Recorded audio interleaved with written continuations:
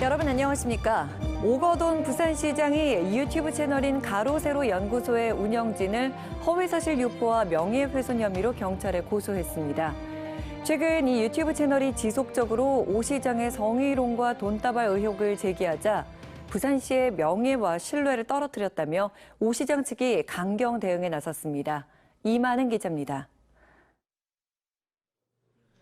오거돈 시장의 변호인이 부산경찰청에 고소장을 접수했습니다. 피고소인은 유튜브 채널인 가로세로 연구소의 운영진과 출연자 등 3명입니다. 지난 8월부터 최근까지 모두 5건의 동영상을 통해 근거 없는 허위 사실을 유포해 부산시장의 명예를 훼손했다는 겁니다. 그 비방의 목적을 가지고 이제 돈 거래 그리고 이제 그 성추행에 대한 허위 사실을 이제 유포해서 명예훼손으로 이제 고소한다는 내용입니다. 이 유튜브 채널은 지난 4일 부산시청 앞에서 생방송을 진행하며 오 시장의 성추행과 돈다발 의혹을 제기했습니다.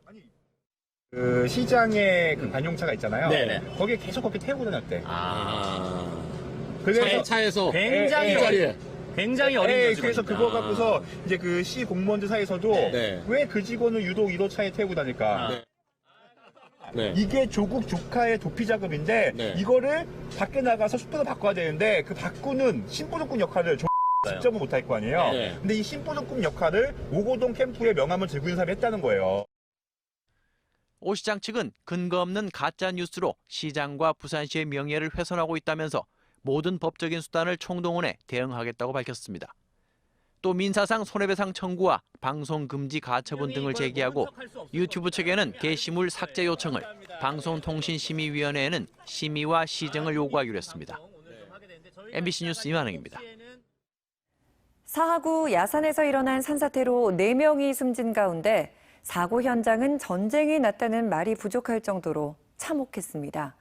부산시와 지자체는 피해 복구와 함께 40년 전에 성토된 석탄 재산이 갑자기 붕괴된 원인 조사에 본격적으로 나섰습니다. 송광모 기자입니다. 포탄을 맞은 듯 건물 벽은 뻥 뚫렸습니다.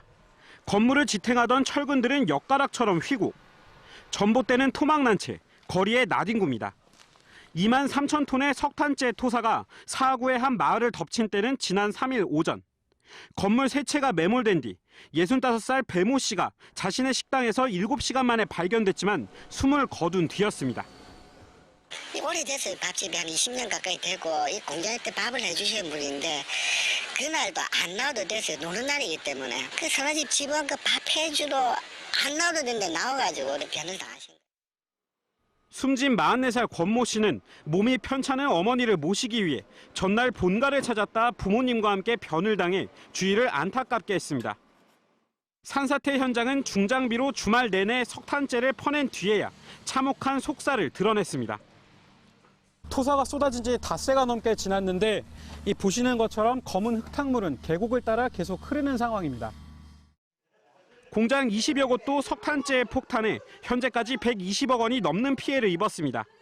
재복구 과정에서 구청 공무원과 공장주들 사이에 거친 실랑이가 벌어지기도 했습니다.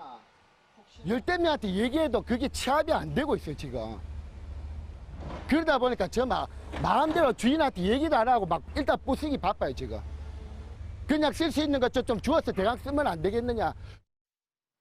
관할구청은 정부에 예산 310억 원을 신청하고 긴급 피해 복구 작업에 나섰습니다. 또 공장들의 정확한 피해액을 산출해 보상 절차를 밟을 계획입니다.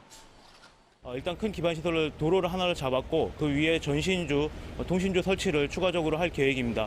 그리고 산지 부분에도 오늘부터 접근이 가능하기 때문에 산지에 저희 장비를 투입을 해서 배수로 부분을 잡아서 부산시도 성토된 석탄재와 산 전체의 배수 문제가 이번 사고와 어떤 연관이 있는지 본격 조사에 나설 예정입니다.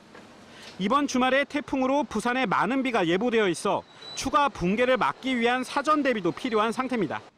MBC 뉴스 송강모입니다. 전두환 군사정권 시절 최악의 인권유린 사건인 형제복지원 사건이 전적으로 국가 책임이라는 사실이 다시 한번 확인됐습니다. 부산시의 조사 결과 강제 수용 과정과 운용, 당시 내무부 훈령까지 모두 법치주의를 위반했다는 결론입니다. 민성빈 기자입니다.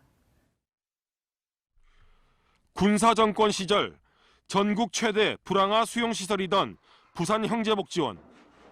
불법 감금과 강제노역, 살해와 암매장이 자행되면서 12년간 500여 명이 사망한 최악의 인권유린 현장이었습니다.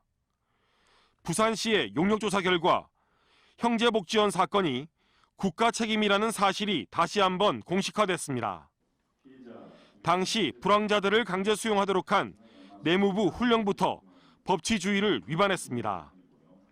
훈령은 행정기관 내부에만 영향을 미칠 뿐 일반 국민에게 적용돼선 안 되지만 기본권을 침해하는 근거로 사용됐습니다.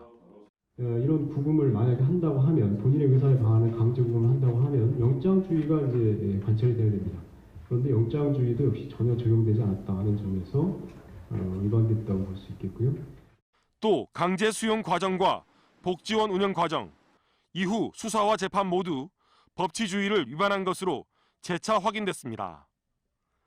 부산시는 앞으로 피해자 신층 조사를 더 벌여 경제적, 심리적, 신체적 상태 등의 피해 규모를 면밀히 파악한다는 계획입니다.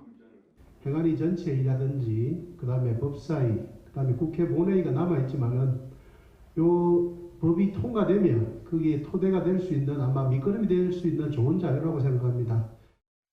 부산시는 또 최종 조사 결과를 토대로 국가와 지방정부, 시민사회 차원의 지원 대책을 제안할 방침입니다. MBC 뉴스 민성빈입니다. 개막 5회째를 맞은 부산국제영화제는 오늘도 다양한 행사들이 펼쳐졌습니다. 해운대 영화의 전당에서는 세계 신예 감독들의 소개 무대인 뉴커런츠 플래시포워드 행사가 열려 아시아와 유럽의 젊은 감독과 영화인들이 차기 작품에 대한 소개와 함께 영화계의 최신 경향을 알아보는 자리가 마련됐습니다. 또 영화 산업의 투자자와 영화인들을 연결시켜주는 아시안 필름마켓은 4흘째 행사가 해운대 백스코에서 진행됐습니다. 시민공원 내 야외극장에서는 저녁 7시부터 한국영화 100주년을 맞아 마련된 영화 바보들의 행진이 상영됐습니다. 부산교통공사가 역대 최대 규모인 670명의 신규 인력을 채용하기 위해 인재채용 토크 콘서트를 개최했습니다. 부산교통공사는 오늘 오전 부산시청에서 채용 토크 콘서트를 열고 블라인드 채용 방식과 신입 직원의 입사 경험 후기 등을 취업 준비생들에게 설명했습니다. 대기업이 아닌 단일 기업이 채용 토크 콘서트를 개최하는 건 이례적이며 교통공사는 참석을 하지 못한 취업 준비생들을 위해 유튜브 채널을 통해 현장을 실시간 중계하기도 했습니다. 유재수 부산시 경제부시장의 금융위원회 국장 재직 당시 비위에 대한 감찰이 윗선 지시로 중단됐다는 추가 증언이 나왔습니다. 국회 법사위 김도읍 의원은 오늘 서울중앙지검 국정감사에서 유 전 국장의 의혹과 관련해 당시 청와대 특감 반원이었던 A씨의 증언 내용을 공개했습니다. 김 의원에 따르면 A씨는 조국 당시 민정수석에게 유 전 국장의 비위 의혹이 보고된 뒤 특감반장이 전체 회의에서 조사 중단 지시를 내렸다고 밝혔습니다. 노무현 전 대통령의 동상이 모교인 옛 부산상고 교정에 세워졌습니다. 개성고 총동창회는 오늘 오후 부산진구 당감동 개성고등학교에서 노 전 대통령 서거 10주기를 맞아 제막식을 열고 노 전 대통령의 동상을 공개했습니다. 동상은 노 전 대통령이 벤치에 팔을 기대고 앉아있는 모습으로 옆에서 기념사진을 찍을 수 있는 형태입니다.